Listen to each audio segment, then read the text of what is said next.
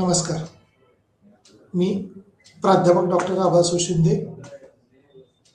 वृद्धी आणि विकास अर्थात growth and development in economy अर्थशास्त्राच्या अनुषंगाने वृद्धी आणि विकास, आर्थिक वृद्धी आणि विकास या अनुषंगाने वृद्धी प्रतिमान अर्थात सिद्धांत आणि पुरावा या अनुषंगाने ब्लॉक 2 मधीलच इंडोजेनियस ग्रोथ मॉडेल वृद्धी प्रतिमान त्या अनुषंगाने म्हटलेलं आहे. त्याचबरोबर युनिट 7 मध्ये वाढीचे काही निर्धारक किंवा determinant of growth. Determinants of growth means actually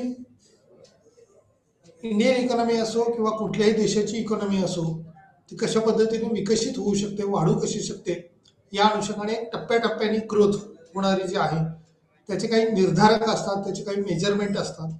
आणि त्या मेजरमेंटच्या अनुषंगाने जशा पद्धतीने विद्यार्थी हा परीक्षा देतो त्यावेळेला कोणत्याही वर्गाचा विद्यार्थी असो त्याला विशिष्ट प्रकारचं एक लेवल दिलेले असते.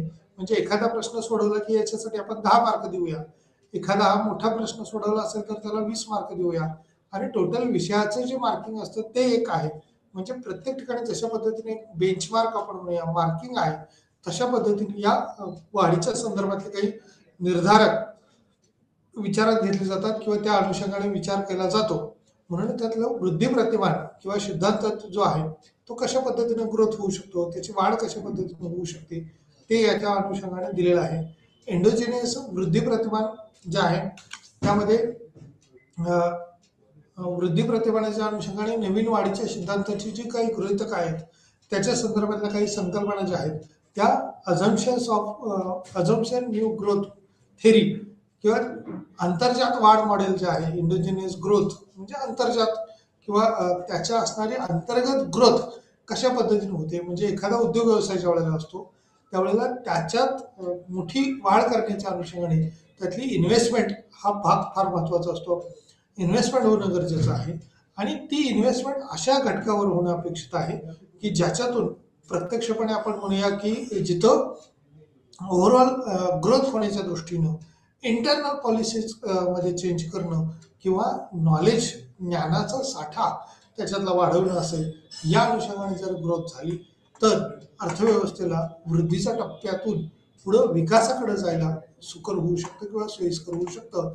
म्हणजे अंतर्गतच वाढ त्याच्यातली होणं किंवा त्या घटकातले, मग लेबरच्या संदर्भात ज्या वेळेला आपण बोलतो, कामगाराच्या संदर्भात ज्या वेळेला आपण बोलतो त्यावेळेला त्या कामगारांना ओव्हरऑल ट्रेनिंग जर चांगलं दिलं, जास्तीचं दिलं तर त्याचा फायदा हा त्यांना निश्चितपणे होतो. या फायद्यातून उत्पन्न वाढीसाठी मदत होते. म्हणजे एखाद्या कामगाराने समजा काही 2 वर्षे 4 वर्षे सेवा दिली किंवा सर्व्हिस केली त्या ठिकाणी, तर याच सर्व्हिसमधलं जर अजून त्याला चांगलं ट्रेनिंग दिलं, प्रशिक्षण जर वेगळं असेल, यंत्रतंत्र वापरलं असेल, टेक्नॉलॉजीचा वापर जर केलेला असेल, किंवा कॉम्प्युटर असेल किंवा इतर काही मोबाईलचे ॲप्स असतील किंवा इतर काही तंत्रज्ञान असेल, समजा मशिनरीवर काम करणारा कामगार असेल तर त्याला ज्या पद्धतीने लेबर म्हणून एक सर्वसाधारण कामगार म्हणून ज्या पद्धतीने काम करतो किंवा एखादा उच्च पदस्थ असेल पण त्याला आणखी वरचं जर ट्रेनिंग दिलं तर त्याचे बेनिफिट्स हे जास्त होतात. म्हणजेच अंतर्जात वाढ जी आहे ती या इंडोजेनियस ग्रोथ मॉडेलमध्ये याचाच किंवा अंतर्जात मॉडेलमध्ये याचा जास्त विचार केलेला आहे. किंवा एक arrows theory of learning by doing असं म्हटले. म्हणजे इंडोजेनियस ग्रोथ ऑफ मॉडेल जसं म्हटले तसं arrows theories of learning by doing, म्हणजेच या थेरीच्या अनुसार सुद्धा लर्निंग बाय म्हणजेच काय, शिक्षणाच्या अनुषंगाने त्यांनी विचार केलेला आहे किंवा त्याच्यातलं स्किल ओरिएंटेड जर नॉलेज दिलं तर त्याचे फायदे हे जास्त चांगले होऊ शकतात. याच इंडोजेनियस ग्रोथमध्ये एरोज थेरी ऑफ लर्निंग मध्ये विशेष करून त्याच्यावर काही भर दिलेला असतो. लेव्हरी सेस्टिक मॉडेल जे आहे तर त्यामध्ये सुद्धा लेव्हरी सेस्टिक मॉडेल म्हणजे अर्थव्यवस्थेच्या दृष्टीने किती गुंतवणूक झालेली असेल, बचत किती आहे. खरं तर पहिल्या टप्प्यात बचतीचा भाग जास्त येतो. जर बचत जास्त असेल तर निश्चितपणे गुंतवणूक त्याला जास्त करण्यासाठी भांडवल अवेलेबल होऊ शकतं, उपलब्ध होऊ शकतं, आणि याच भांडवलाच्या बेसवर अर्थव्यवस्थेची सुस्थिती यायला मदत होऊ शकते. लेव्हरी सेस्टिक मॉडेल किंवा त्याच्यानंतरचा राजा रॉबसन मॉडेलमध्ये देखील या बाबीवरती विशेष भर दिलेला आहे. लुकास मॉडेलमध्ये देखील याच्यावरती भर दिलेला आहे. म्हणजे एकूणच वृद्धीचे टप्पे गाठण्याच्या अनुषंगाने वृद्धी पार करण्यासाठी एका एका घटकामध्ये अंतर्जात जे वाढ आहे, लर्निंग असेल, त्याच्यातलं शिक्षण असेल, प्रशिक्षण असेल, तंत्रज्ञान असेल, अ, या अवगत करण्यावरती आणि त्या व्यक्तीच्या एकूणच ओव्हरऑल डेव्हलपमेंट जशा पद्धतीने व्यक्तीची त्याच्या इन्कममधून होत असते, तशा पद्धतीने या डेव्हलपमेंटमध्ये इन्व्हेस्टमेंट जर असेल, त्याच्यावरची गुंतवणूक किंवा जसं की एखादा शिक्षक असतो, त्याच्यामध्ये जर त्यांनी पुस्तकं खरेदी केली, नवीन-नवीन पुस्तकं मार्केटला आलेली जर खरेदी केली किंवा ऑनलाईन पद्धतीनं डिमांड असतील, पर्चेस असतील त्या करून किंवा लर्निंग ऐकण्याच्या अनुषंगाने सुद्धा लिसनिंगच्या अनुषंगाने आपण म्हणूया. जर हे लिसनिंग केलेलं असेल जास्त, तर त्याचा बेनिफिट हा मिळायला जास्त उपयोग होतो. म्हणजे लेव्हरी सेसिस्टिक मॉडेल जे आहे किंवा राजा रॉबसन मॉडेल जे आहे, त्या अंतर्गत वाढ कशी घडून येऊ शकते. लुकास मॉडेल आहे, त्या अनुषंगाने त्यांनी त्याच्यात त्याचा उल्लेख केलेला आहे. लुकास मॉडेलमध्ये जसं रॉबरचं काही मॉडेल म्हटलंय आणि तांत्रिक बदलाचे इथे काही मॉडेलच्या अनुषंगाने काही बाबी सांगितलेल्या आहेत. या अंतर्जात वाढ मॉडेलची जी त्याच्यावरती सुद्धा देखील काही टीका झालेल्या आहेत. त्या टीकात्मक परीक्षण आहेत ते किंवा त्याच्यावरच्या बाबी म्हणता येईल. विकसित आणि विकसनशील देशासाठी धोरणात्मक परिणाम जे आहे तो त्याच्यात म्हटलंय. याच्यामध्ये विशेष करून वाढीचे निर्धारक घटक जे आहे, अंतर्जात वाढ कशा पद्धतीने होऊ शकते त्याचे निर्धारक हे 7व्या पॉईंटमध्ये दिलेले आहेत आणि त्या 7व्यामध्ये आपण व्यवस्थित त्याचा वाहपोह किंवा विचार करणार आहोत. या इंट्रोडक्शनच्या अनुषंगाने अंतर्जात वाढीचा सिद्धांत वगळण्याची जी काही प्रतिक्रिया आहे, म्हणूनच विकासचा टप्पा किंवा विकास गाठता येऊ शकतो, त्याला केला जाऊ शकतो. न्यू क्लासिकल ग्रोथ मॉडेलमध्ये किंवा आधुनिक पद्धतीचे जे काही नवीन सिद्धांत आहेत, संकल्पना आहेत, त्या याच्यात मांडलेल्या आहेत. हा एक नवीन सिद्धांत आहे जो अंतर्जात आधारावरती किंवा अर्थव्यवस्थाचा दीर्घकालीन विकास दर स्पष्ट करतो. शॉर्ट पिरियडमध्ये कदाचित त्यांना त्या त्या वेळेला कदाचित अपसेन्सीस मिळू शकतात. म्हणजे जसं महाराष्ट्रातून एखादा शिक्षक, भारतातून एखादा शिक्षक आपण म्हणूया परदेशामध्ये प्रशिक्षणाला जातो, त्यावेळेला तिथं त्याच्या अपसेन्सेसमध्ये काही ड्रॉपऑल्स येण्याची शक्यता असते. पर्याय व्यवस्था त्यांनी दिलेली असते आणि हीच पर्याय व्यवस्था जी आहे, त्या पर्याय व्यवस्थेतून आउटपुट जे आहे ते कदाचित तेवढंच जेवढं आहे तेवढं मिळू शकतं. परंतु भविष्यात ज्यावेळेला एखादा प्रशिक्षित शिक्षक असेल किंवा वर्ग अधिकारी असेल, तो जर ट्रेनिंग घेऊन अशा पद्धतीने आला, तर भविष्यातली पिढी जी आहे ती वेगाने विकसित व्हायला किंवा ग्रोथ व्हायला त्याची मदत होते आणि हीच जी ग्रोथ आहे ती इंडोजिनियस ग्रोथ किंवा अंतर्जात वाढ, अंतर्गत त्याच्यात त्या शिक्षकांमधले पैलू असतील ते विकसित करण्याच्या दृष्टीने प्रयत्न केले जातात. अर्थव्यवस्थेचा हा दीर्घकालीन विकासाचा दर जो आहे तो स्पष्ट करण्यासाठी या न्यू क्लासिकल ग्रोथ थिअरीचा वापर केलेला आहे. या घटकाच्या अनुषंगाने विरुद्ध घटक किंवा 1990च्या नवीन वाढ सिद्धांताला अंतर्जात वाढ सिद्धांत म्हटले असे लेबल दिले गेले, कारण नफा प्रेरित परिणाम म्हणून तांत्रिक बदल या ठिकाणी स्पष्ट करण्याचा प्रयत्न केला आहे. त्याच वाढीच्या अनुषंगाने याला न्यू क्लासिकल ग्रोथ मॉडेल देखील म्हटलं जातं किंवा या 90च्या नवीन वाढ सिद्धांताला अंतर्जात वाढ अशा अनुषंगाने म्हटलं जाऊ शकतं. याच्यामध्ये आणखी जसं इन्व्हेस्टमेंट किंवा सेव्हिंगच्या अनुषंगाने आपण थिंकिंग करत होतो, त्याच पद्धतीने या 6मध्ये आणि 7मध्ये सुद्धा या निर्देशांकाला जास्त महत्त्व दिलेलं आहे आणि या निर्देशांकाच्या अनुषंगाने रिसर्च किती झालेला आहे, रिसर्च अँड डेव्हलपमेंट जो आहे तो संशोधन आणि विकास या अनुषंगाने खाजगी कंपन्यांद्वारे खर्च कशा पद्धतीने चालवले जातात किंवा होतात. शुम्पिटर ज्याला उत्पादन नवकल्पना, शुम्पिटर हा नवोन्मेष आहे किंवा आधुनिक नवोन्मेषाच्या संदर्भातले अनेक सिद्धांत मांडलेले आहेत. त्यांनी देखील नवीनतेचा ध्यास घेतलेला आहे किंवा आधुनिक पद्धतीवर नवीन काय करता येऊ शकतं, काय होऊ शकतं याच्यावरती विशेष भर दिलेला आहे. आणि या शुम्पिटरच्या संकल्पनेच्या आधारावरती नवसंकल्पनेला किंवा संशोधनाला विशेष महत्त्व दिलेलं आहे. त्याचबरोबर बचत आहे, गुंतवणूक आहे, या संकल्पना ज्या आहेत त्याच्यातून आणखी काय वाढू शकतं, उत्पादनाच्या नवकल्पना ज्या आहेत त्याच्यात काही भर होऊ शकते का, त्या धर्तीवर स्पर्धेद्वारे जशी प्रक्रिया किंवा नवकल्पनापेक्षा वेगळे त्याच्यातली काही बाबी ज्या आहेत त्या हेरॉड शुम्पिटरने मांडलेत. त्याचबरोबर हेरॉड डोमर यांनी देखील मॉडेलने ज्या बाह्य घटकातून म्हणजे नैसर्गिक संसाधन समाधीचा वापर जर केला किंवा इतर अर्थव्यवस्थेतल्या होणारे जे बदल असतात त्या बाह्य घटकांमधला किंवा या चलांचा विचार करून आपला सिद्धांत हेरॉड डोमर यांचा देखील वृद्धी प्रतिमान सिद्धांत आहे आणि या वृद्धी प्रतिमानामध्येच त्यांनी या अंतर्गत वाढीला देखील स्थान दिलेलं आहे किंवा महत्त्व दिलेलं आहे. या वाढीबरोबरच ज्याने वाढीला बाह्य रूपात भर दिलेला आहे, त्याचबरोबर बाहेरील काही चलामधून असलेली काही गुंतवणूक किंवा त्याच्यातली असणारी वाढ जी आहे त्यात बदल केलेला आहे. अंतर्जात सिद्धांत आहे प्रणालीमधून वाढीवर जोर देते. हा दृष्टिकोन एक प्रचंड प्रचलित आनंद घेतला आहे आणि तरीही आनंद घेतो अंशतः कारण आहे ते ऑफर करत असल्याचे दिसते. सरकार आर्थिक विकासाला चालना देण्यासाठी एक नवीन माध्यम आहे, म्हणजेच राष्ट्रीय अधिक खाजगी आणि सार्वजनिक रिसर्च आणि डेव्हलपमेंटच्या अनुषंगाने खर्चाला चालना देण्यासाठी किंवा डिझाईन केलेले आहे. नाविन्यपूर्ण धोरण त्याच्यावर राबवलेलं आहे. याच धोरणाच्या अनुषंगाने संशोधन कशा पद्धतीने विकसित होऊ शकतं आणि त्याचा वृद्धीचा विकासाच्या अनुषंगाने कसा वापर होऊ शकतो त्याच्याबद्दल या बाबी मांडलेल्या आहेत. नवीन वाढीच्या सिद्धांताची काही गृहीतकं किंवा त्यांनी अझम्पशन्स या ठिकाणी दिलेले आहेत. अंतर्जात वाढीमध्ये सर्वसाधारणपणे नवीन वाढीचे सिद्धांत मांडलेले आहेत. खाली काही मूलभूत गृहीत बाबी त्याच्यात विचारात घेतलेल्या आहेत. या बाजारात अनेक कंपन्या किंवा अर्थव्यवस्थेमध्ये अनेक कंपन्या आहेत, उद्योग संस्था ज्या आहेत त्या अनेक आहेत आणि त्या उद्योग संस्थांमुळे होणारे आर्थिक लाभ हे देखील खूप मोठ्या प्रमाणावर होत असतात. मग तसा नवीन मेश किंवा आधुनिक तंत्रयंत्र येतं. एखादे समजा आपण असा विचार करू की वरती लावायचा फॅन असेल तर त्या फॅनच्या संदर्भातल्या वेगवेगळ्या कंपन्या असू शकतात.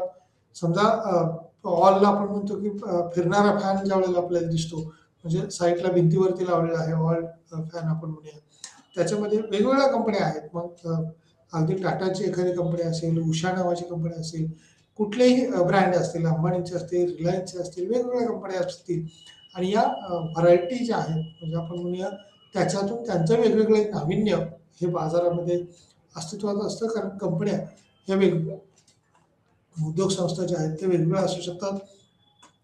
तांत्रिक प्रगती आणि किंवा ज्ञान हे एक गैरप्रतिस्पर्धी चांगले आहे.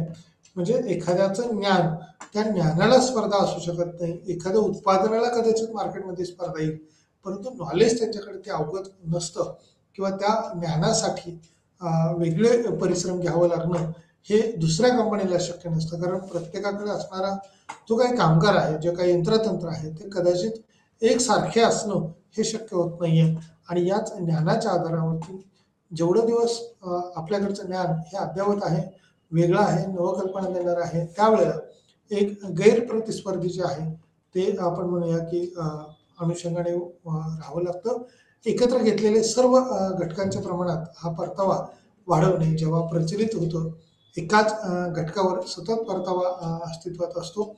या नवीन वाढीच्या सिद्धांताची गृहीतके अंतर्जात वाढ मॉडेल सर्वसाधारणपणे नवीन सिद्धांताच्या अनुषंगाने त्याच्यात विचारात घेतला जातो. सर्व घटकांच्या प्रमाणात हा परतावा वाढवणे जेव्हा प्रचलित होते तेव्हा एकाच घटकावर सतत परतावा अस्तित्वात असतो. या अनुषंगाने या बाबी काही गृहीत धरलेल्या आहेत, ज्या अंतर्जात वाढ मॉडेलमध्ये विचारात घेतलेल्या आहेत. आणखी काही बाबींमध्ये टेक्नॉलॉजीच्या अनुषंगाने लोक करत असलेल्या ज्या काही गोष्टीमधून येतात यावर आधारित आहे. नवीन कल्पनांची निर्मिती ह्या जर कल्पना तेवढ्या चांगल्या जास्त असतील आणि तांत्रिक प्रगती जेवढी होत असेल त्या अनुषंगाने सुद्धा चांगली किंवा फायदेशीर आहे. यंत्रतंत्र हे अद्ययावत होतं.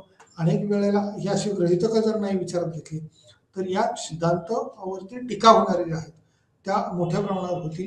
परंतु विचारवंतांनी अगोदर या सिद्धांताला प्राथमिकता देताना काही गृहीतकं किंवा तंत्रज्ञानात प्रगती होती. कारण तंत्रज्ञान प्रगती नाही झालं तर संशोधनासाठी आवश्यक असणाऱ्या ज्या काही बाबी असतात त्या याच्यातून मिळणार नाहीत आणि मिळालेल्या बाबी किंवा झालेलं रिसर्च याला पुष्टी देण्याच्या दृष्टीने सुद्धा रिसर्च जसं महत्त्वाचं आहे तशा पद्धतीने त्याला टेक्नॉलॉजीची जोड, यंत्रतंत्राची जोड ही द्यावी लागते आणि त्यामधूनच गोष्टी अनेक विचारात होऊ शकतात. यावर आधारित काही बाबी ह्या घेतलेल्या आहेत. नवीन कल्पनांची त्यातून मांडणी किंवा निर्मिती होऊ शकते. उत्पादनाच्या प्रमाणात परतावा वाढल्याने अपूर्ण स्पर्धा होते आणि अशा प्रकारे अनेक व्यक्ती आणि कंपन्याकडे बाजाराची जी ताकद असते आणि ते नफा कमावतात त्यांच्या शोधामधून काही बाबी विचाराधीन असतात, विचारात घेतले जातात. सरकारने प्रोत्साहन देण्यावर भर दिला आहे आणि खाजगी क्षेत्रातील व्यवसायासाठी सबसिडीज किंवा काही अनुदानं जे आहेत ती जास्त दिलेली असतात किंवा देणं अपेक्षित आहे.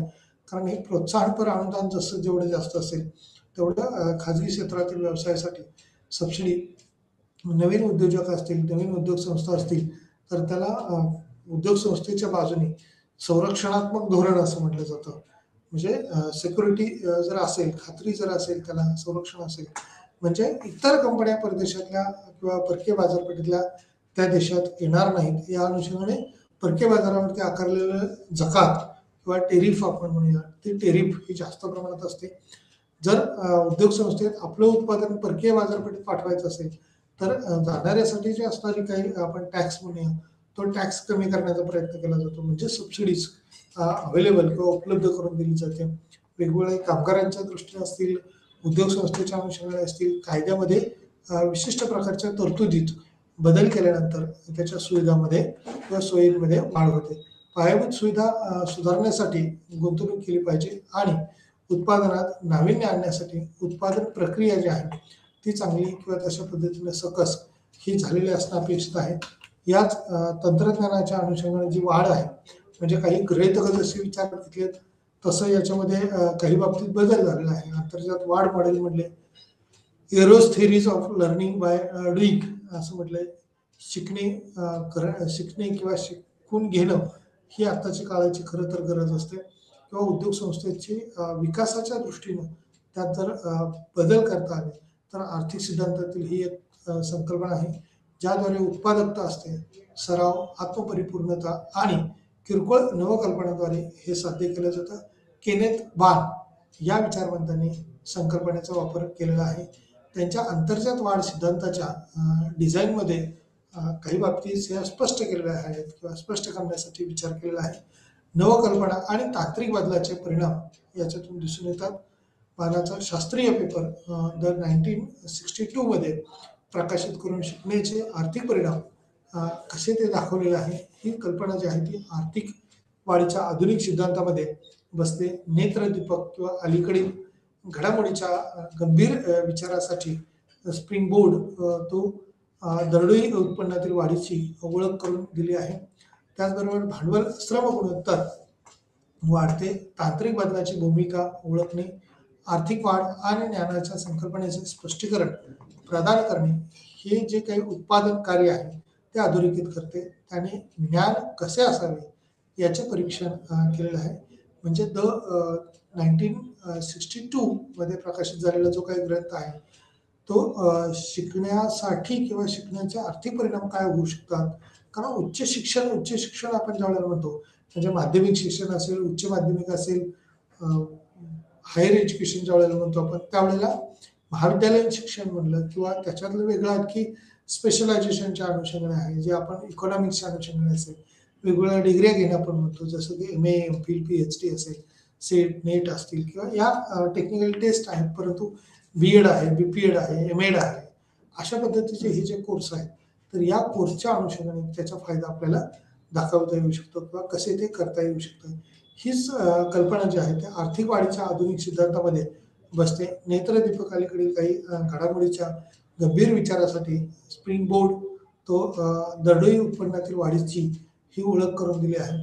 भांडवल श्रम गुणोत्तर वाढते, तांत्रिक बदलाची भूमिका ही ओळखणे आहे, आर्थिक वाढ आणि ज्ञानाच्या संकल्पनेचे स्पष्टीकरण प्रदान करणे जे उत्पादन कार्य अधोरेखित करते. त्याने ज्ञान कसे असावे या संदर्भातलं एक arrows theory of learning by doing म्हणजे शिक्षणासाठी घेतल्यानंतर किंवा शिक्षण घेतल्यानंतर त्या उद्योग व्यवसायामध्ये त्याचा गुणात्मक दृष्टीने वाढ होते आणि गुंतवणूक आपण म्हणूया वेगळी वाढण्यापेक्षा अंतर्जात गुणवत्ता ही चांगली दर्जेदार निर्माण होऊ शकते.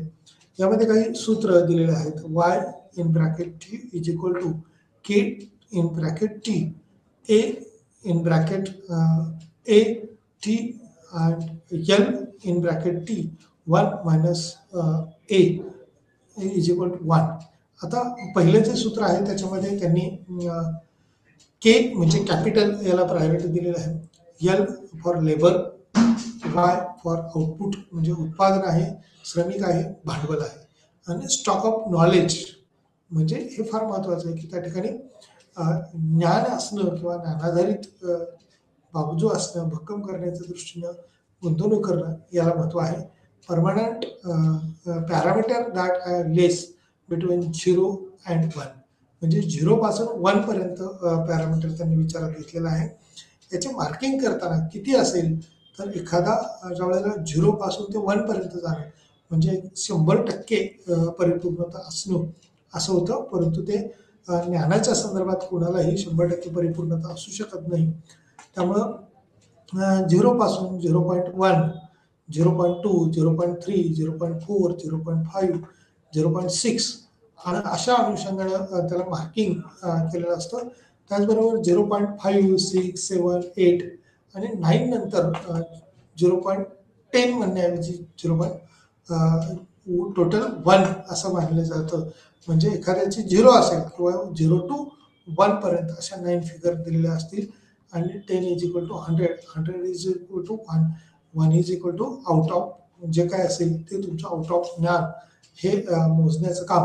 म्हणजे जसं पैकी रिसर्च इंडेक्स किंवा रिसर्च एखादं संशोधन पब्लिश केलं जातं त्यावेळेला सुद्धा असे इंडेक्स हे दिलेले असतात आणि त्या इंडेक्समधून काय लक्षात येतं की एकूण किती टक्के रिसर्च झालं. म्हणजे इच अँड एव्हरी वन एखाद्या ठिकाणी समजा 100 लोकांचा स्टाफ असेल आणि संशोधन करत असतील, प्रत्येकाचा समजा काही एक पेपर पब्लिश झाला, प्रत्येकाचा एक झाला ज्यावेळेला आपण म्हणतो त्यावेळेला टोटल जर 100 असतील तर 100 लोकांचे एक एक एक एक करून 100 झाला.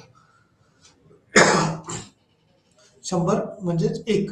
आणि जर समजा 50च लोकांचा त्याच्यातला पेपर पब्लिश झाले तर किंवा आर्टिकल्स वेगवेगळ्या पद्धतीचे आले तर त्याला 0 to 1 काउंट करताना 0.5 अशा पद्धतीने काउंट केलं जातं. कारण 0.50 असं येईल कदाचित की 50 लोकांचं काउंट झालं परंतु अर्ध्याच लोकांचं झालं असं त्याचा निष्कर्ष निघू शकतो.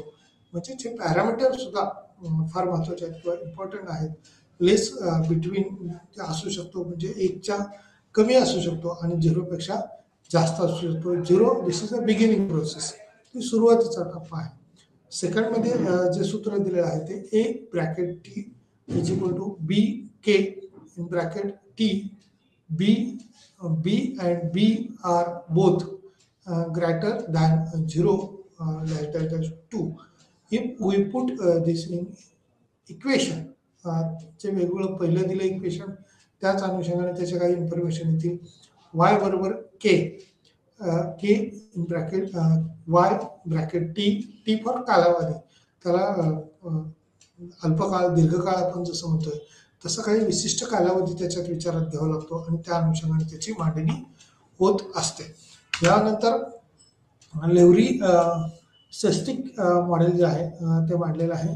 लेव्हरी स्टॅटिस्टिक मॉडेल जे आहे त्या लेव्हरी मॉडेलच्या अनुषंगाने सेन्सिस ॲरोचे मॉडेल म्हणजे 7व्यामध्ये जे दाखवले ते निर्देशांक आहेत आणि त्या निर्देशांकामध्ये बेंचमार्क आपण म्हणूया ते किती असू शकतो, कशा पद्धतीने असू शकतो.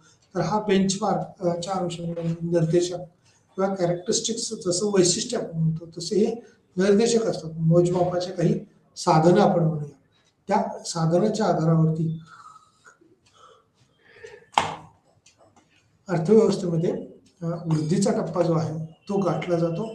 स्टॅटिस्टिक आणि लेव्हरिक यांनी जे ॲरो मॉडेल मांडलेलं आहे सामान्यकृत आणि विस्तारित केलेलं आहे ते स्रोत म्हणून वाढलेल्या गुंतवणुकीच्या स्लिपवर प्रभावावर ताण किंवा ज्ञान ते असे गृहीत धरतात की ज्ञानाचा स्रोत किंवा कृती करून शिकणे. प्रत्येक कंपनीची गुंतवणूक ही फर्मच्या गुंतवणुकीत वाढ झाल्यामुळे सहवर्ती होते. त्याच्या ज्ञानाच्या पातळीत वाढ घडून आणणे, फर्मच्या गुंतवणुकीत वाढ झाल्याने त्यांच्या ज्ञानाच्या पातळीत समांतर वाढ होऊ शकते. मॉडेल जे आहे ते ग्रोथ मॉडेल म्हणून विकसित केलेलं आहे. याचे काही गृहीत विचारात घेतलेले आहेत परंतु ज्ञान हे किंवा नॉलेज हा स्रोत जो आहे तो अंतर्जात वाढवण्याच्या दृष्टीनं त्या उद्योग संस्थेने किंवा त्याची कृती जी आहे ती वाढवणं किंवा शिक्षणात भर देणं. काही वेळेला काही ठिकाणी प्रशिक्षणाचे वर्ग असतात म्हणजे आठवडाभर महिनाभर कृती कार्यक्रम लागलेले असतात आणि या कृती कार्यक्रमाच्या आधारावरती ज्ञानाच्या आधारात पातळीवरती तसे बदल केले असतात. फर्मचे ज्ञान हे सार्वजनिक हित आहे, जे इतर फर्मला शून्य किमतीत मिळू शकते. अशा प्रकारे ज्ञानाचे एक गैरप्रतिस्पर्धी वर्ण आहे, जे सर्व कंपन्यांमध्ये पसरते. अर्थव्यवस्थेत हे असे असते. प्रत्येक फर्मला किंवा स्केलवर सतत परतावा अंतर्गत कार्य जो आहे तो मिळू शकतं. एकूणच अर्थव्यवस्था ही मोठ्या किंवा दीर्घकाळाचा दीर्घ टप्पा गाठण्याच्या दृष्टीनं कार्यरत असते आणि या दीर्घकाळाचा विचार करता अर्थव्यवस्थेमध्ये असणाऱ्या अनेक बाबी ज्या आहेत त्या या ठिकाणी लेव्हरी आणि शेस्टिट यांनी ज्ञानाशी संबंधित किंवा त्याची कृती जी आहे ती ॲक्शन प्लॅनच्या अनुषंगानं मांडलेले आहे किंवा तसं विचार केलेला आहे त्यांनी. त्यानंतर राजा रॉबसन मॉडेल मांडलेलं आहे. याच्यामध्ये देखील जे ज्ञान आपण म्हणतो किंवा नॉलेज घेणं म्हणतो त्यावेळेला फक्त केवळ वाचनानेच किंवा यांनी येतं असं नाही, तर काही वेळेला काही ज्ञान हे आपल्या आजूबाजूला आपण सभोवतालच्या वातावरणात जसं घेतो तशा पद्धतीनं एखाद्याकडून ज्ञान म्हणजे क्लिरिकल स्टाफ असेल, ऑफिस स्टाफ असेल, त्यावेळेला आपण काय करतो, एकसारखे काही सॉफ्टवेअर्स बनवलेले जे असतात तेच सॉफ्टवेअर सगळ्यांना वापरायला दिले जातात, त्याचं प्रशिक्षण दिलं जातं. तरी देखील काही वेळेला कोणतंही प्रशिक्षण आपण पाहतो त्यावेळेला ते एकाच वेळेला असणारं प्रशिक्षण हे काही प्रत्येकच वेळेला आहे त्याचं तसंच्या तसं लागू पडतं असं होत नाही. त्यामुळे त्याच्यात अद्ययावत प्रशिक्षण देणं आणि ते देताना प्रत्येकाचा ह्युमन जो माइंडसेट आपण म्हणूया तो काही सर्वांचा एकसारखा नसेल, की त्यांना एकदा एखादी गोष्ट ऐकली पाहिली की ते आत्मसात झाले असं होत नाही. तर त्याला काही वेळ किंवा लागतो किंवा सेकंड पर्सन आपण म्हणूया, थर्ड पर्सन असेल, एकदा दोनदा तीनदा सांगावं लागतं आणि ते करून घ्यावं लागतं. मग तशा पद्धतीनेच ही 1993 मध्ये जे काही प्रकाशित झालेले एक पेपरमध्ये किंग अँड आणि रॉबर्टसन यांनी बघून शिकण्यावर भर दिला आहे. त्यांच्या तांत्रिक प्रगतीत कार्यरत आहेत.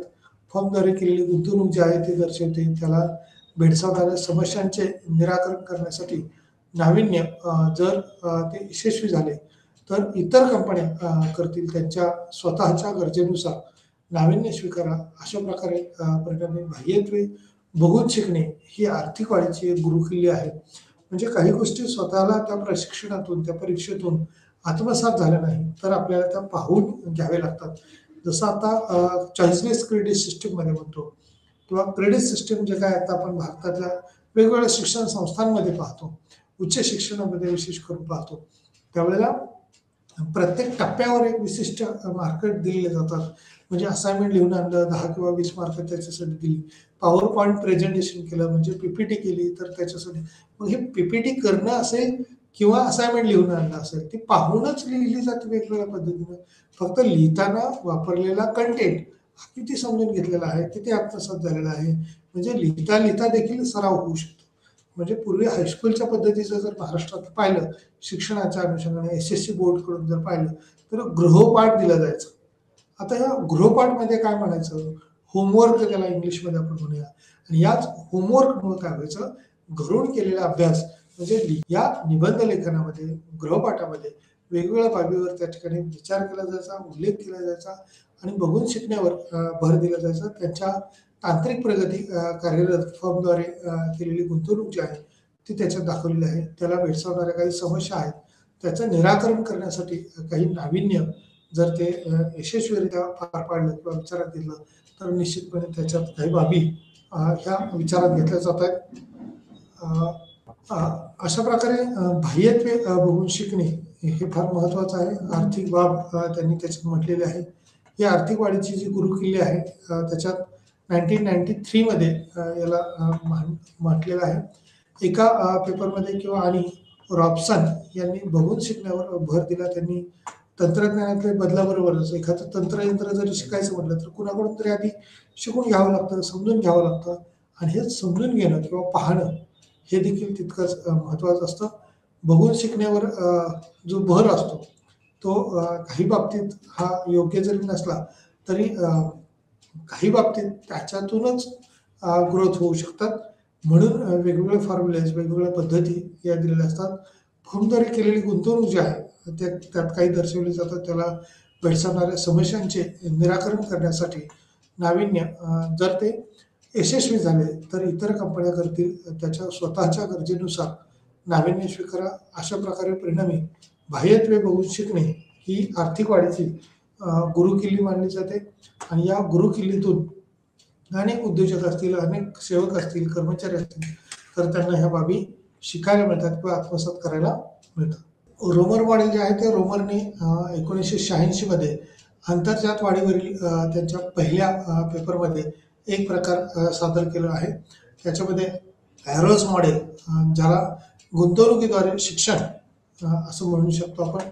इन्व्हेस्टमेंट जेवढी चांगली झालेली असेल किंवा जास्त झालेली असेल त्या इन्व्हेस्टमेंटच्या अनुषंगाने शिक्षण म्हणजे आपण एखाद्या वेळेला असं जसं म्हणतो की आर्ट्स, कॉमर्स, सायन्स आणि BBA, BCA, MCA, MS किंवा इंजिनिअरिंग असेल, मेडिकल असेल, मग एखादा उच्च कोर्स असेल, तशा पद्धतीनं एकतर बौद्धिक क्षमता असणं गरजेचं आहे. म्हणजे ज्ञानाची पातळी जर असेल चांगली तर त्यातून गुंतवणूक वाढीच्या दृष्टीनं त्याच्यावर भर दिला जातो.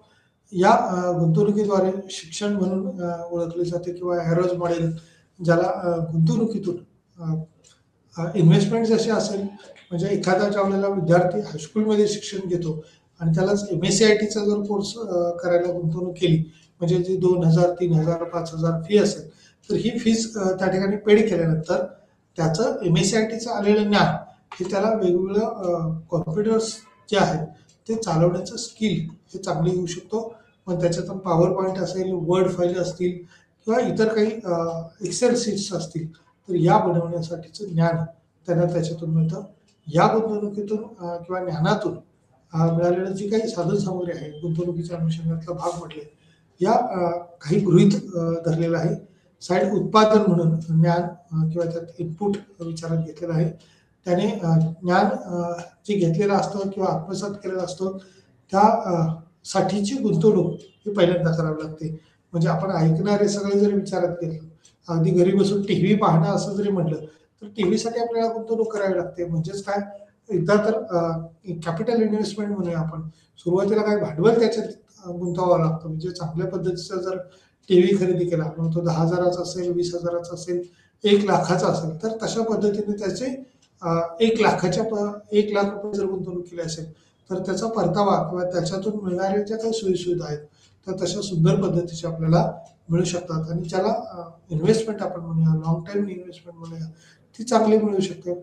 आणि त्याच्यासाठीच असणारा रिचार्ज पॅक म्हणजे एखादी वस्तू केवळ चांगली घेतली, एखादं यंत्रतंत्र चांगली घेतली किंवा एखादी फोर व्हीलर चांगली घेतली, तर त्याच्यासाठीचा मेंटेनन्स आपल्याला विचार करावा लागतो. त्याच्यासाठीच आपल्याला खर्च विचारात करावा लागतो. म्हणजे पेट्रोल टाकणं आहे, डिझेल टाकणं आहे किंवा इतर मेंटेनन्स आपण विचार केला, तर या सोयीसुविधा जशा वाढतील तशा पद्धतीने या खर्चामध्ये देखील वाढ होते. म्हणजेच त्यातली गुंतवणूक जी आहे ती फार मोठ्या प्रमाणावर येऊ शकते. मग या गुंतवणुकीत भर काढणं, उद्योग संस्था काय करतात, आपली गुंतवणूक जी आहे म्हणजे एखाद्या उद्योग संस्थेकडे जर ट्रान्सपोर्टिंग फॅसिलिटीसाठी अशा फोर व्हीलर गाड्या असतील, तर त्या गाड्या मग चालवण्यासाठी ड्रायव्हर्स तसे असणं अपेक्षित आहे, प्रशिक्षित ड्रायव्हर असणं अपेक्षित आहे.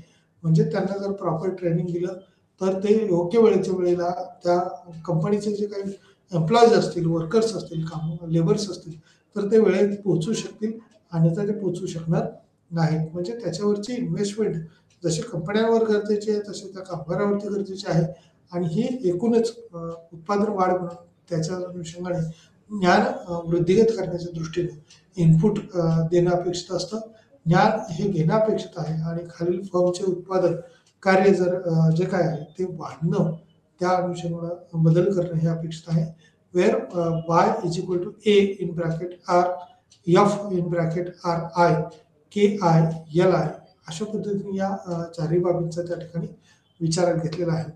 Where Y is equal to aggregate output A in bracket R, public stock of knowledge from R&D असं म्हटलेलं आहे या ठिकाणी. RI is equal to stock of result from expenditure on R&D by firm I. KI capital stock of firm I and LI labour input of firm I.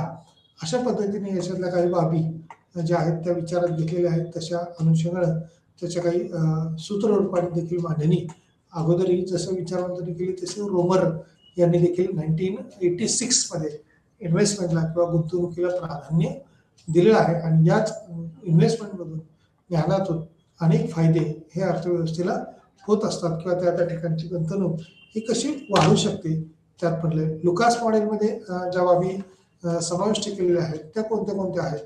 या Lucas मॉडेलमध्ये Robert Lucas यांनी उजावाने विकसित केलेल्या अंतर्जात वाढीच्या मॉडेलचा वापर केलेला आहे.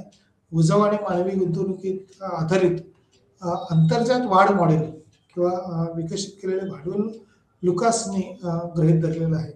म्हणजे अवेलेबल सेव्हिंग, जसं सेव्हिंगच्या नेक्स्ट टप्प्यामध्ये आपण त्याला इन्व्हेस्टमेंट म्हणूया आणि जेवढी इन्व्हेस्टमेंट असेल तेवढं भांडवल हे प्रबळ झालेलं असतं किंवा जास्त झालेलं असतं. आणि जेवढं भांडवल जास्त असेल तेवढं उत्पादन वाढीसाठी प्रोत्साहन मिळतं किंवा त्याला एक चांगली चालना मिळते असं म्हणूया.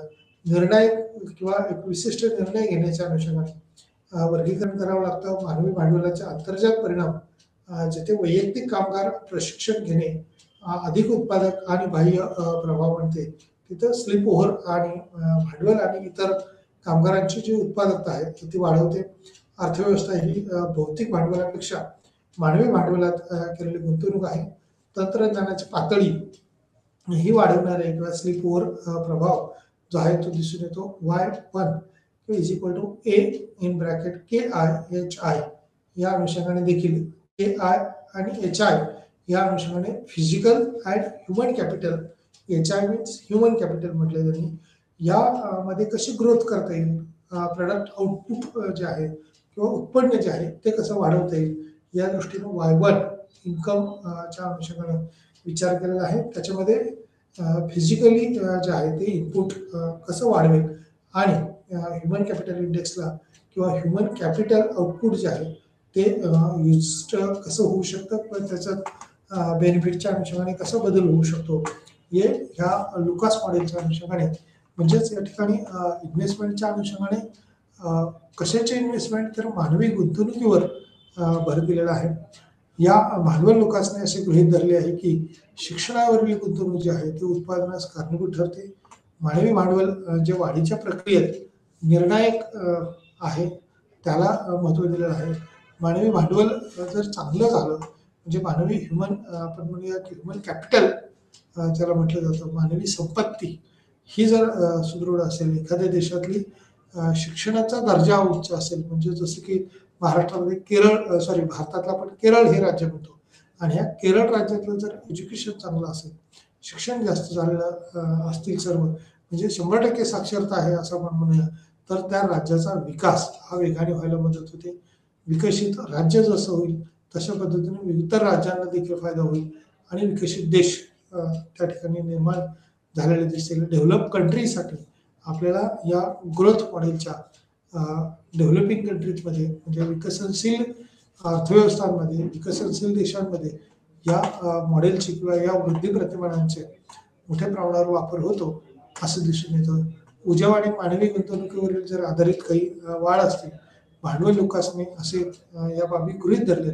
शिक्षणावरील गुंतवणूक आहे, उत्पादनास कारणीभूत ठरलेली गुंतवणूक आहे, भांडवल आहे, या वाढीच्या प्रक्रियेत निर्णायक परिणाम हा फार महत्त्वाचा असतो.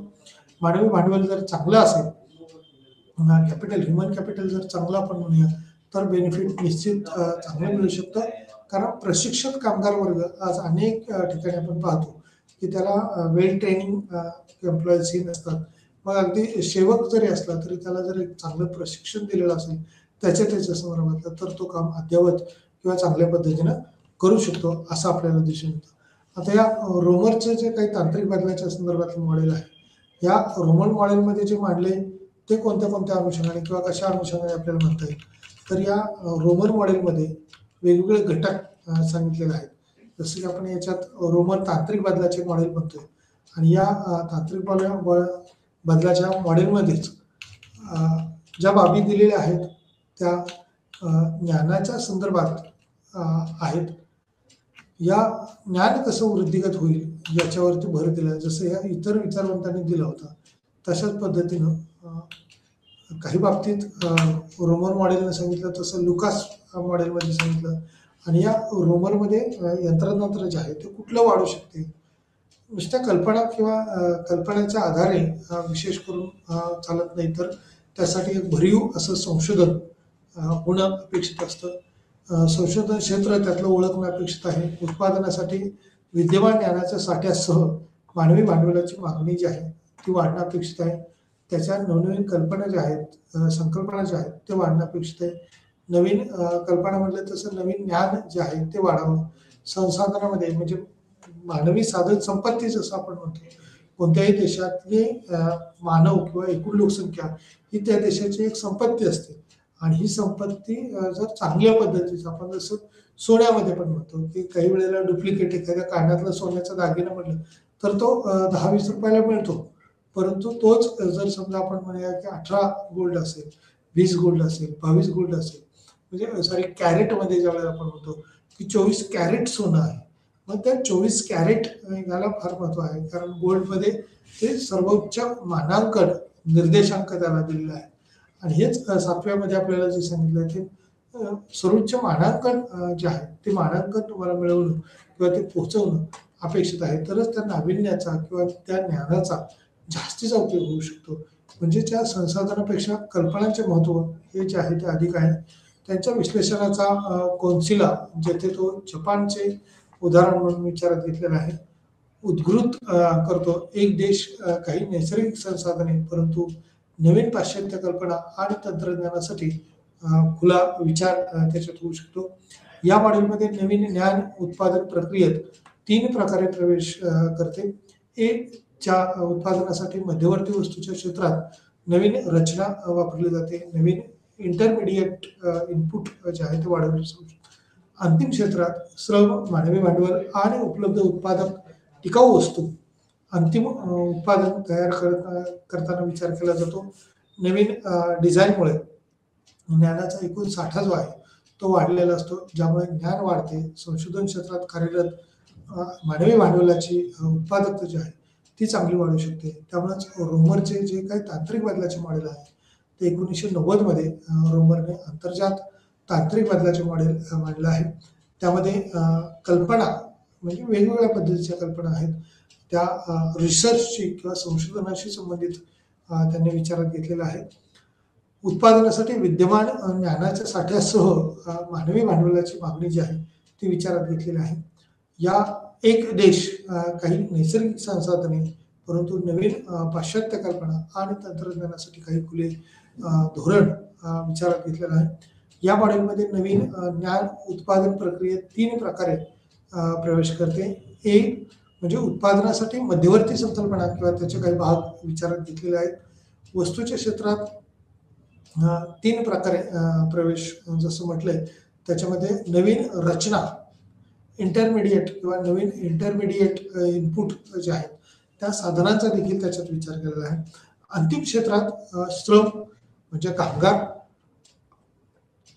केवळ कामगार म्हणून बोलायचं मत नाही, तर त्याच्यात मानवी भांडवल म्हणजे चांगले भांडवल जर आपण गुंतवलेलं असेल, एकूण रिसोर्स चांगला असेल तर उपलब्ध उत्पादक साधन सामग्री देखील टिकाऊ वस्तू हे अंतिम उत्पादन तयार करतात. आता उत्पादक आणि टिकाऊ वस्तू परत अंतिम उत्पादन, अंतिम म्हणजे काय तर शेवटचा समजा कपडा आहे, या कपड्यासाठी कापसाची निर्मिती अगोदर करावी लागली असेल, शेतीमध्ये याचं उत्पादन केलं जाईल, ते कुठेतरी विक्री केलं जाईल आणि त्या विक्री केल्यानंतर व्यापाऱ्यांच्या मार्फत असेल किंवा इतर मध्यस्थींच्या मार्फत असेल ते उत्पादन कंपनीपर्यंत येईल आणि एखाद्या कंपनीमध्ये धागा निर्मिती होईल, त्या धाग्याची खरेदी कोणीतरी करेल आणि त्या धाग्याची खरेदी केल्यानंतर त्या धाग्यापासून कपडा बनवला जाईल, त्याला रंगसंगती जोडली जाईल आणि मग रंगसंगती आणि कापड याच्यातून विशिष्ट प्रकारचा एक सरळ असा कपडा तयार होईल. हाच कपडा एखादी कंपनी खरेदी करेल आणि त्या कंपनीकडून त्या कपड्याची विक्री केली जाईल किंवा त्याच कपड्याचा विशिष्ट प्रकारच्या आकाराचे विशिष्ट त्याला माप आपण मेजरमेंट्स म्हणूया, त्या मेजरमेंटच्या अनुषंगाने कपडे रेडीमेड स्वरूपाचे तयार होतील किंवा आहे तसा कपडा विक्रीसाठी आणला जाईल.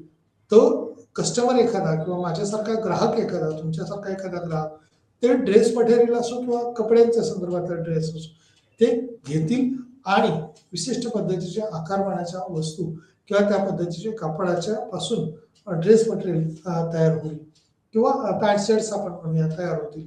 लेडीजच्या दृष्टीने लेगिन कुर्ता तयार होईल. मग तो कपडा जो उत्पादन केला जातो म्हणजे अंतिम उपभोक्ता आपण म्हणूया, जो ग्राहक असतो, कदाचित ग्राहक म्हणून सुद्धा वेगळा येईल, पण कस्टमर आपण ज्यावेळेला इंग्लिशमध्ये म्हणतो त्यावेळेला हा कस्टमर किंवा ग्राहक हा वेगळा असू शकतो आणि अंतिम उपभोक्ता जो आहे तो वेगळा असू शकतो. म्हणजे कपडा कदाचित माझ्या घरच्यांनी, भावांनी, बहिणींनं, वडिलांनी, आईनं मला खरेदी केलेला आहे आणि तो कपडा आणलेला आहे आणि त्यावेळेला वापरणारा मात्र मी असेल, तर मी हा अंतिम उपभोक्ता. म्हणजे एखादा घटक ज्यावेळेला शेवटी त्याचा लाभधारक असतो त्यावेळेला त्याला अंतिम उपभोक्ता आपण म्हणू शकतो. म्हणजे शेवटी ज्याच्यामुळं किंवा ज्याच्या जो व्यक्ती कुणी असतो किंवा जी उद्योग संस्था आपण म्हणूया वापर करणारे असते तर ते अंतिम उपभोक्ता असू शकते. स्वीट होमच्या अनुषंगाने ज्यावेळेला आपण पाहतो त्यावेळेला साखर ही स्वीट होममध्ये ज्यावेळेला खरेदी करून आणली जाते आणि अंतिम उपभोक्ता ज्यावेळेला आपण पाहतो त्यावेळेला साखर खरेदी करणारा कदाचित स्वीटचे पदार्थ बनवलेले असतात त्यावेळेला ते ग्राहक आपण असो. म्हणजे साखरेची मागणी ही आपल्यासाठी तिथं पेढा बनवण्यासाठी केलेला असेल, बर्फी बनवण्यासाठी केलेला असेल, तर या वेगवेगळ्या घटकाचा वापर त्याच्यात होऊ शकतो. म्हणजे अंतिम क्षेत्रात श्रम आणि मानवी भांडवल आहे. तर उपलब्ध उत्पादक वस्तू ज्या आहेत तर त्या टिकाऊ वस्तू अंतिम उत्पादन तयार करण्याच्या दृष्टीने वापर होऊ शकतो. नवीन डिझाईनमुळे ज्ञानाचा एकूण साठा वाढतो, ज्यामुळे ज्ञान वाढते. संशोधन क्षेत्रात कार्यरत मानवी भांडवलाची उत्पादकता जी आहे ती वाढू शकते. म्हणजेच या वाढीत वेगवेगळ्या पद्धतीचे टप्पे असू शकतात. म्हणूनच रोमरचे तांत्रिक बदलाचे जे मॉडेल आहे ते एक विशिष्ट टप्प्यात आपण एक नवीन पाश्चात्य कल्पना ज्या आहेत त्या आणि त्याच्यातून तंत्रज्ञानात्मक बदल जे आहेत ते याच्यामध्ये मांडलेले आहेत. नवसंकल्पना याच्यामध्ये मांडलेल्या आहेत. त्यामुळे याचा आपल्याला बारकाईने विचार करावा लागणार आहे. या अनुषंगाने टिकाऊ वस्तू ज्या आहेत त्या डिझाईनमुळे ज्ञानाचा एकूण साठा वाढतो, ज्यामुळे ज्ञान वाढते. संशोधन क्षेत्रात कार्यरत मानवी भांडवल वाढते. त्यावेळेला उत्पादकता वाढणं ही अपेक्षा असते. तरच उत्पादकता जर वाढली नाही तर त्याचा फायदा होणार नाही. म्हणजे एकूण उत्पादन त्याचं आउटपुट जर वाढलं तर नंबर ऑफ क्वांटिटी देखील वाढणं अपेक्षित आहे. म्हणजे उत्पादन गुणवत्तापूर्ण उत्पादन याच्या अनुषंगाने ज्ञान त्याचबरोबर रिसर्च याच्यामध्ये गुंतवणूक मानवी भांडवलाची क्रियाक्षमता वाढवण्याच्या दृष्टीने प्रयत्न करणं अपेक्षित असतं. या मॉडेलला काही गृहीतक विचारात घेतलेले आहेत. ती गृहीतक कोणती आहेत तर आर्थिक वाढ ही एक तांत्रिक बदलामुळे होते, टेक्नॉलॉजीमध्ये ग्रोथ झाल्यामुळे होऊ शकते. कारण आर्थिक वाढ घडवून यायचं म्हटलं तर यंत्रतंत्र वाढवावं लागेल. एकच काम एकदा केल्यानंतर ते भविष्यात करता येऊ शकतं का, तर त्या अनुषंगाने ही तांत्रिक वाढ जी आहे ही तांत्रिक बदलामुळे घडून येत असते. तांत्रिक बदल हे अंतर्जात स्वरूपाचे असतात. तंत्रज्ञानातील बदल हे विशिष्ट टप्प्यात करता येऊ शकतात. बदल करण्यात बाजारातील काही प्रोत्साहने ही महत्त्वाची भूमिका बजावतात. अर्थव्यवस्थेत या उपलब्ध साधनसामग्री हे फार मोठ्या प्रमाणावर बदल होऊ शकतात. तंत्रज्ञानातील बदल करण्यात बाजारातील जी प्रोत्साहने आहेत ती महत्त्वाची भूमिका बजावतात. अर्थव्यवस्थेत याच्यात बदल होतात. नवीन डिझाईनच्या शोधासाठी विशिष्ट प्रमाणात मानवी भांडवल हे आवश्यक आहे. मानवी भांडवल जर चांगल्या पद्धतीने झालं तर त्याचे फायदेही अर्थव्यवस्थेला मिळतात. नवीन डिझाईनसाठी किंवा विशिष्ट बाबी शोधण्यासाठी भांडवल आवश्यक आहे. मानवी भांडवलाचा एकूण पुरवठा हा निश्चित स्वरूपाचा आहे. एकूण लोकसंख्या जी आपली आपण म्हणतो ती सध्या 135 कोटीपेक्षा जास्त लोकसंख्या ही भारतातली झालेली आहे आणि मग राज्यनिहाय ती वेगवेगळी संख्या आहे. परंतु ही अचानक आपल्याला लोकसंख्या वाढवता येत नाही. कामगाराचा किंवा श्रमिकाचा पुरवठा हा अचानक आपल्याला वाढवता येत नाही. कारण अवेलेबल जो काही आपल्याकडे स्टॉक आहे, जी काही लेबर आहे त्याच्यातली करती लोकसंख्या किती असा प्रश्न ज्यावेळेला येतो त्यावेळेला ती आणखी संख्या कमी असते. कारण 15 ते 60 या वयोगटातली लोकसंख्या ही करती लोकसंख्या म्हटली जाते. म्हणजे प्रत्यक्ष काही आउटपुट किंवा काम देऊ शकते अशी लोकसंख्या आहे. या व्यतिरिक्त आपल्याला याच्यावरती भर देता येणार नाही. त्यामुळे याच्यात काही मर्यादित लोकसंख्या भारतात युवक किंवा तरुणांचा देश म्हणून ओळखलं जातं आणि या कर्मचाऱ्यांना चांगलं प्रशिक्षण जर दिलं तर मानवी भांडवलाचा पुरवठा जो आहे तो निश्चितपणे जो काय आहे तो पुरेसा होऊ शकतो किंवा उपलब्ध होऊ शकतो. परंतु प्रशिक्षण देता आलं नाही, मानवी भांडवलाचा एकूण पुरवठा निश्चित जर नसेल तर त्या तंत्रज्ञानात तांत्रिक बदल करून मानव निर्मिती तर करता येणार नाही. जसं एखादा प्रोडक्ट आपण म्हणूया, एखादं यंत्र आपण म्हणूया, एक यंत्र निर्माण केलं तर 10 यंत्र निर्माण करता येईल. पण मानवाच्या बद्दल असं करता येत नाही. एक मानव असेल तर लगेच 10 मानव त्या ठिकाणी निर्माण करणं हे कठीण होतं किंवा आहे त्याच लोकसंख्येतून आपल्याला मानवाची निर्मिती किंवा प्रशिक्षण मानवाला त्या ठिकाणी घेता येऊ शकतं. अन्यथा एकूण लोकसंख्या जी काय आहे तेवढीच होऊ शकते. म्हणजे मी मगाशी जसं फॅनची उदाहरणं दिली होती, टीव्हीची उदाहरणं दिली होती. एखादी टीव्ही निर्मिती केली तर या टीव्हीची मागणी समजा वाढली तर टीव्हीच्या मागणीप्रमाणे कंपनीमध्ये तशा पद्धतीने कमांड देऊन त्याचं उत्पादन वाढवता येईल. कारण कंपनीसाठी लागणारं रॉ मटेरियल हे मार्केटमध्ये आणखी उपलब्ध करता येईल. परंतु लोकसंख्येची जर मागणी असेल, मानवी भांडवलाची जर मागणी असेल तर मानवी भांडवल आपल्याला क्रिएट करता येणार नाही की अचानक कुठून तरी 10 माणसं निर्माण करू आणि मग इथं देऊया, असं करता येणार नाही. किंवा त्यांना जन्म देऊया आणि मग लोकसंख्या वाढेल आणि एकूण पुरवठा वाढेल. परंतु भारतात आणि चीनमध्ये ज्यावेळेला आपण विचार करतो, भारत आणि चीन हे दोन्ही देश हे लोकसंख्येच्या बाबतीत अग्रेसर असणारे किंवा चीन हा पहिल्या क्रमांकाचा आणि भारत हा दुसऱ्या क्रमांकाचा देश आहे. या व्यतिरिक्त डेव्हलप कंट्रीज ज्यावेळेला आपण पाहतो त्यावेळेला चीन असेल, जपान असेल, इतर काही कंट्री असतील तर त्यामध्ये विकासच्या अनुषंगाने ज्यावेळेला आपण पाहतो त्यावेळेला डेव्हलपिंग कंट्रीमध्ये लिमिटेड पॉप्युलेशन आहे. म्हणजे महाराष्ट्राची जेवढी एकूण लोकसंख्या असावी तेवढ्याच पद्धतीची लोकसंख्या ही केवळ विकसित देशामध्ये दिसते. म्हणजे एक एक राज्याची लोकसंख्या ही एका एका देशाची लोकसंख्या आहे. त्यामुळं तिथलं दरडोई उत्पन्न हे जास्त आहे कारण लोकसंख्या कमी आहे, निर्णय क्षमता एकूण असणारे पॉप्युलेशन जे आहे ते कमी आहे. त्यामुळे त्यांचा निश्चित उपभोग कमी आहे, त्या त्या वस्तूंचा वापर कमी आहे आणि ह्या उपभोगावरती किंवा त्याच्या वापरावरती तिथलं जे उत्पादन तयार झालेलं असतं ते जास्तीचं उत्पादन हे परदेशात एक्सपोर्ट केलं जातं. परंतु भारतात जर आपण पाहतो, चीनमध्ये आपण ज्यावेळेला पाहतो तिथलं जे काही उत्पादन असेल, मग शेती उत्पादन असेल, इंडस्ट्रियल गुडचं उत्पादन असेल, तर हे उत्पादन हे त्या त्या देशातच प्रायोरिटीने विकलं जातं किंवा तिथंच खपवलं जातं आणि त्यामुळं तिथं विक्री केल्यामुळं याची मागणी जे आहे ते परकीय बाजारपेठेत असताना देखील आपल्या देशात त्या उत्पादनावरती टॅक्स किंवा कर मोठ्या प्रमाणावर लादावा लागतो, जेणेकरून हा कर लागल्यानंतर त्या वस्तू या स्थानिक बाजारपेठेतच विकल्या जातात. निर्यातीवर त्याच्यावर बंदी ठेवली जाते आणि हीच जर निर्यात बंदी उठवली किंवा 100% जर आपण म्हणूया इम्पोर्ट एक्सपोर्ट जे 1991ची पॉलिसी आहे ती जर राबवली तर त्याचा बेनिफिट्स खूप होऊ शकतो. परंतु अनेक उद्योगधंदे कदाचित बंद पडण्याची देखील देशाला भीती असते, सरकारला भीती असते आणि त्यामुळेच हे सरकार आपल्या सीमारेषेवरती अशा प्रकारचे जकातीच्या अनुषंगाने टॅक्स लादत असतं किंवा आपण वेगवेगळे कर रचनेत बदल केलेले आहेत आणि उत्पादनाच्या अनुषंगाने वेगवेगळ्या टप्प्यावर टॅक्स किंवा नियंत्रित किमती करण्याच्या दृष्टीने प्रयत्न झालेले दिसतात. नवीन डिझाईन शोधण्याच्या साठी विशिष्ट प्रमाणात काही मानवी भांडवल आहे ते आवश्यक आहे आणि मानवी भांडवलाचा एकूण पुरवठा जो आहे तो निश्चित आहे. तंत्रज्ञान हे एक गैर प्रतिस्पर्धी टेक्नॉलॉजी असू शकतं. तंत्रज्ञानाला ही देखील जर नवीन शोधून काढलं तर पूर्वीचे जे टेक्नॉलॉजी आहेत त्या परंपरागत पद्धतीने सर्वच ठिकाणी अवगत असतात. परंतु जशा पद्धतीने आपण मोबाईल पाहतो, कोणत्याही कंपनीचा एखादा मोबाईल आपण विचारात घेतला तर हा मोबाईल हा कदाचित 1 वर्ष 2 वर्षांनी ओल्ड मॉडेल म्हटलं जाऊ शकतं.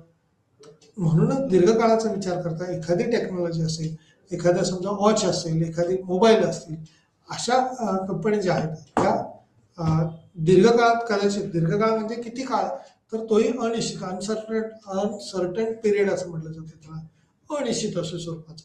मग या अनिश्चित कालावधीसाठी आपल्याला उत्पादनाचा पुरवठा हा अचानक वाढवता येत नाही. परंतु एक वेळेला कदाचित या बाबींचा जे काही उल्लेख मी करतोय, कॉम्प्युटर असेल, मोबाईल असतील, फॅन असतील, वॉच, घड्याळ असतील, तर याचा कदाचित करता येईल. परंतु ह्युमन प्रोडक्शन किंवा निर्मिती करणं अल्पकाळात मला 10,000 माणसं पाहिजेत म्हटलं तर मला निर्माण करता येत नाही. वर्षामध्ये 6 महिन्यामध्ये असं करता येत नाही. तर त्यासाठी जे आत्ताचे एकूण पॉप्युलेशन तरुण आपण म्हणूया त्या तरुणांना प्रशिक्षण किंवा तंत्रज्ञान याच्यावरती मानवी भांडवल जोपासण्याच्या दृष्टीने जर गुंतवणूक केली, त्याच्यात काही ध्येय धोरणात बदल केला तर तांत्रिक बदलाबरोबरच या ह्युमन कॅपिटलचा सुद्धा ग्रोथ चांगली होऊ शकते आणि त्यामुळं त्याचा सप्लाय हा चांगला होऊ शकतो. म्हणजे प्रशिक्षक कर्मचारी जर असेल, अ, जर तसं शाळेवरचं शिक्षक आपण म्हणूया, त्याला त्याचं प्रशिक्षण जसं बी-एडमध्ये, डी-एडमध्ये दिलं जातं, एम-एडमध्ये दिलं जातं. या प्रशिक्षणाच्या आधारावरती, त्या बेसवरती त्यांना आपली पिढी घडवण्याचं काम हे चांगल्या पद्धतीने जमू शकतं.